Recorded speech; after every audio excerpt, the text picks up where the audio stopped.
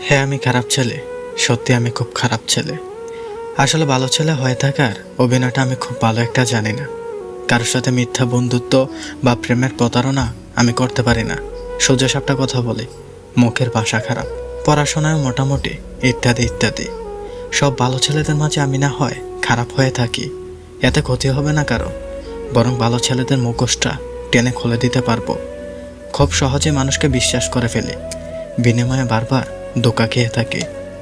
কাউকে কষ্ট পেতে দেখতে পারি না, তাই নিজের কষ্টে কেউ পাশে থাকে না। অন্যের গুণগান গেয়ে বেড়াতে পারি না, তাই অন্যের মনের মতো হতে পারি না।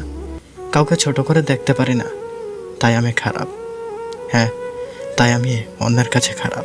তাই অন্যের কাছে নিজের মূল্য নেই।